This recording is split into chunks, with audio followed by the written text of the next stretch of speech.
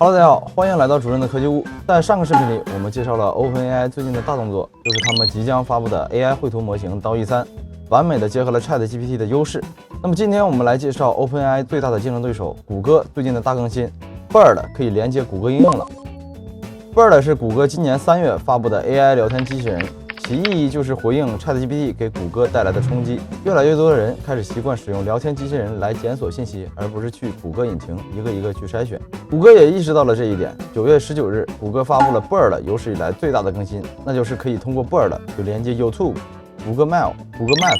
谷歌 Workspace 等服务，让 Bird 真正成为你的谷歌全家桶管家。这个能力是 ChatGPT 所没有的。本期视频我们将为大家展示 Bird 最近的更新内容。主要包括 Bird 如何与谷歌服务进行协作，对于谷歌搜索的 Double Check 以及对话的拓展功能。如果你也喜欢 AI 工具或者前沿科技资讯，请点赞、订阅、开启小铃铛。那么废话不多说，直接开始我们今天的探索吧。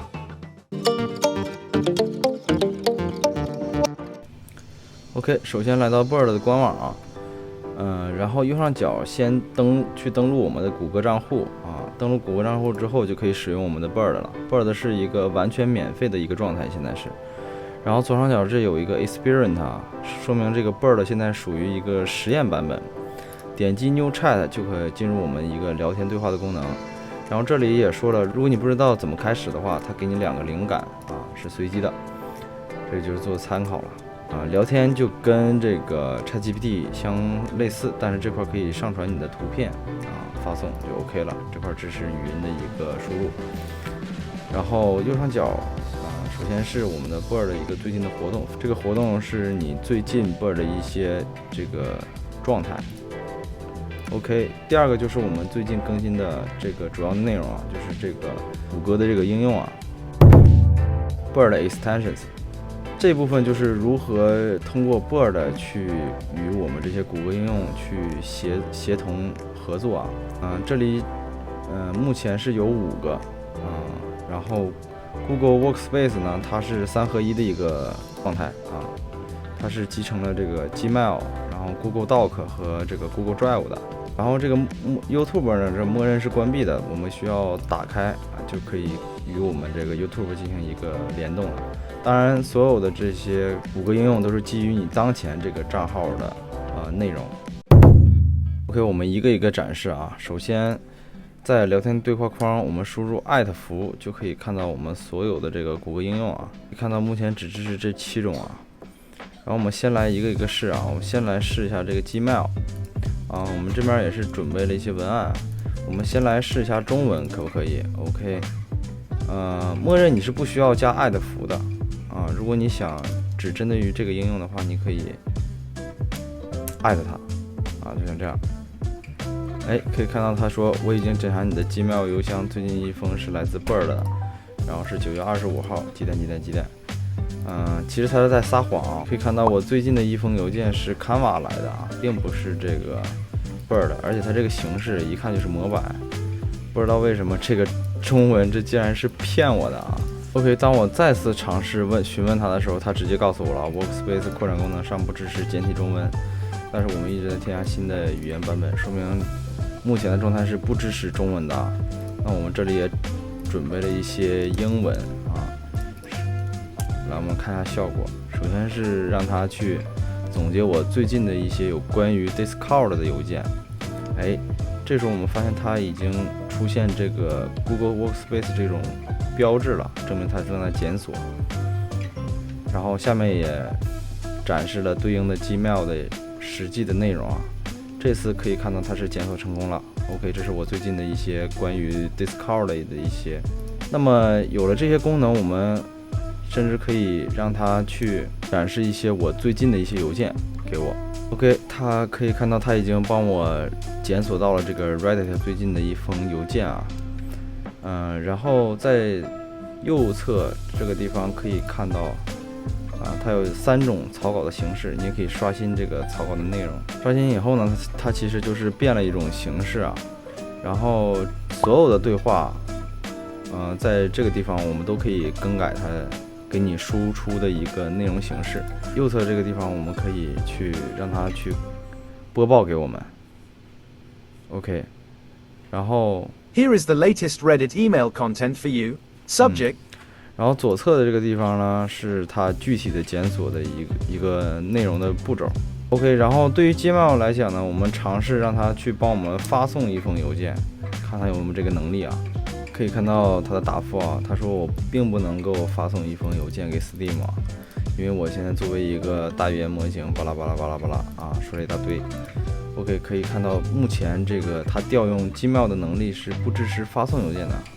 OK， 那我们还能对于 Gmail 做一些什么呢？比如说，让它去帮我总结7月份的一个邮件的内容，这样它就会检索我所有在七月份当中我的所有的这个收件箱。OK， 它也整理好了啊。我们主要是包含这几种邮件。下面就是我们实际的邮件，点击任意部分就可以跳转到我们这个 Gmail 的邮箱当中。这么看来，这个联动其实还是很有意义的。好的，我们再来试一下有关于 YouTube 的能力。首先让它帮我们展示一些关于这个谷歌最新 AI 功能的一些视频。OK， 它这里已经去检索 YouTube 了，然后给了我还是5个视频。OK， 应该是排名靠前的一些视频啊。点击任意视频链接就可以直接在浏览器当中播放，还是非常的实用的啊。这就是它对于 YouTube 的一个联动。那么我也可以尝试让它去检索一些 YouTube 的频道啊。OK， 我这里也是准备了一段话，让它去检索一下我的频道，看看它对于中文的一个频道，它能否去正确的去检索。哎，可以看到它又在撒谎了啊！他说我这个频道是包含了一些什么什么技术，然后这个视频我根本都没有发过。而且这个网站，你看每一个视频链接的网站根本都不是我的频道的一个信息啊！不知道为什么，或者就是一说中文他就爱撒谎啊！我们换一种形式去问他，我直接把我的这个频道的 ID 输入进来了，看他能否给我一个正确的答案。可以看到给了我们正确的一个频道答案，但是这些视频还是不对的。视频我没有这些视频。然后经过我多次尝试啊，我发现它同样一句话，它每次的答复都不太一样。在这句话的它可能是上下文带的这个信息量不太一样。当我第一次询问他的时候，因为上文有一个他撒谎的一个内容啊，他就把这个撒谎的内容给我带上了，然后下面的话他就没有带，然后最后呢他会列举很多这个频道的形式。奇怪啊，可能这个功能还在一个就是实验版本吧 ，Experiment。OK， 我们再来试一下它这个新出的一个机票跟酒店的一个服务啊。它单独把这个 Google Flights 和这个 Google Hotel 单独罗列成了一个功能啊。那我们试一下。这里我也是准备了一个文案，让它去帮我找到一个航班从北京到上海的一个航班，然后最近3天的一个航班，然后并且是包含酒店的，看它给我一个怎样的答复。可以看到它既调了这个 Google Flights， 也调了这个 Google Hotels。OK， 它已经出结果了。然后它这个还是比较准确的，它可以看到它是9月29号到10月1号，为期3天，然后它的酒店也是这个时间内，然后一共给了我5个航班信息啊，然后点击任意航班就跳转到了我们这个 Google Flights， 可以看到这是真实存在的一些航班，然后酒店也为我们选了几个都是在这个上海的一些酒店200多美金一天一晚上，还真当我是有钱人啊。OK， 这个谷歌 Flights 和谷歌 Hotel 这个功能呢还是比较实用的，当我们真的需要我们做一个旅行的计划的时候，可以跟他说一下这个话，但是它目前是不支持中文的，我们还是期待一下。OK， 再来试一下 Google Map， 这里也是准备了一段话，问他这个北京王府井附近的这个地铁站都有哪些。他也是告诉了我们最近都有3个地铁站和1个地铁2号线，然后地图上标记了出来，非常方便。然后甚至是我们也可以准备一些其他的文案，比如问他我从天安门到西单需要多远，然后路线是怎样的。然后它告诉我们，就是一共驾车需要3分钟，告诉我们可以点击这里去跳转到这个谷歌 Map 进入谷歌 Map 以后，它也是一个路线规划页已经把这个完整的路线给大家展示出来了。这里我觉得更适合在于国外的一个环境去使用。OK， 这就是一个谷歌 Map 的一个效果的展示。OK， 我们再来试一下对于 Google Workspace 的一个联动。我们直接去让 Google Drive 帮我们生成一个这篇文章的一个摘要，看它能给我们怎样的一个答复。OK， 可以看到它给我们了一个这篇文章的一个摘要下面有说它是通过找到哪一个文章然后点击这个文章就可以跳转到我们相应的 Google Doc 文件里然后大家可以看到我这篇文章是既有英文也有中文的部分它刚才是检索的是英文当中的部分，那我们再试一下这种 Google Doc 它对于这个中文的检索是否支持让它帮我去总结一下，看它能不能找到。对，答非所问他是去网上找了一篇文章还是百度找的。接着我们可以点击右侧这个 Edit Text 然后我们可以重新对于这个文章主题进行一个编辑。好像这里不能直接艾特，那么我们还是复制吧。发现它还是链接不到我们这个 Google Doc 说明它还是不太支持中文，它所有的这些 extension 应该都不支持中文。OK， 我们再来试一下Google Drive 里有一张图片，看它是否能帮我们把这张图片找出来。发现它并不能找到感觉这个扩展它有好多功能现在还没有实现我们再来介绍 Bird 本次更新的另一个核心的内容就是这个 Double Check。当我们向 Bird 询问一个内容的时候，它会去检索，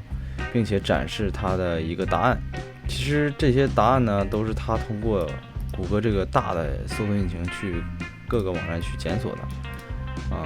它在这个本次更新以后呢，在左下角会有一个 Double Check 的这样一个按钮，然后当我们点击它的时候呢，它会去核对它本次答复的一个准确性。可以看到标黄的呢，点击就是说明这个有可能是不准确的。标绿的呢，它是谷歌认为它是一个近似准确的一个信息可靠的一个信息，并且把网站链接已经给我们了。我们也可以对这个回复进行一个评价。点击这个 Understand， 我们可以看到它会对一个绿色和黄色的一个解释黄色的有可能是不准确的，绿色的是基本上是准确的。那么这个功能呢，对于 ChatGPT 来讲呢，我们同样这句话问 ChatGPT 呢 ，ChatGPT 并不会告诉我们这个答案是一个怎样的一个准确性有的时候 ChatGPT 给了我们一个错误的答案，我们也不太清楚。所以这点对于 ChatGPT 来讲是 Bird 的一个优势。那么同样我们再来试一下中文它对于中文的一个支持，发现中文回答以后呢，它并没有那个 Double Check 的那个入口说明它本次更新的内容它并没有来得及去支持除了英语以外的其他语言我们可以小期待一下。对于 Bird 的回答呢，我们也可以通过点击这个 Modify Response 可以去修改它的回答的一个形式我们可以让它回答的更短，回答更长也可以让它这个回答的更加专业等等这我们来试一下 OK 每一个结果我们都可以去进行一个修改，这比这个 ChatGPT 来讲更加灵活了一些它还有一个很牛的功能，就是这个 Share。当我们点击 Share 之后呢，我们可以针对当前这一整个对话，或者是当前这一次的这个对话内容进行一个分享。点击 Create Public Link 这样公共的一个链接就创建好了。登录这个公共链接这个网址我们可以看到我们本次对话的一个内容就展现出来了。我们随时可以点击这个 Continue this chat， 可以随时以这次对话的内容作为开始，这个很方便这样我就可以把我的对于这个人工智能的一些问答来分享给别人当然这个公共的链接呢，我们换一个谷歌账号也是可以登录的。可以看到我换了一个账户登录，也是可以访问到这个聊天内容的，因为它是个公共的链接嘛。点击这个继续此对话啊，它也可以以这次对话的内容为开始。然后当我们点击右上角这个 setting 到 public links， 可以查看我们所有的公共对话的一个对话池。可以在这里，我们随时也可以起一个就是共享的一个对话，也可以随时删除一个共享的对话。总体来说，这次 Bird 的更新对于谷歌应用的协作与检索的结果的 double check 这方面确实要比 ChatGPT 要强，但明显感觉还是一个实验产品，包括 extension 也并没有支持中文等等。可以说 Bird 依旧正在发展的路上。最后两句啊，如今正是这些科技巨头之间的竞争，使得 AI 工具的发展越来越迅速。正如我上期视频所说，OpenAI 对于 Stable Diffusion 和 Midjourney 在 AI 绘画领域上的发力点，并不是一味的去深挖绘图的细节，而是机智的结合利用 ChatGPT 的强大语义分析，在文生图领域上碾压竞品。也正如谷歌对于 OpenAI 的竞争，也并不是一味的只关注于对话模型的训练，而是结合谷歌一直以来的全面的服务，为 AI 聊天机器人提供更多的支持，为我们作为谷歌应用的使用者提供了极大的便利，这也是 Bird 的意义所在。最后，我会持续关注 AI 科技的发展更新，为大家带来更多的实用的 AI 工具以及前沿科技资讯。如果觉得本期视频内容对你有帮助的话，辛苦点赞订阅我的频道。如果有任何问题想要探讨，可以在评论区告诉我。那么本期视频就到这里了，让我们下期不见不散。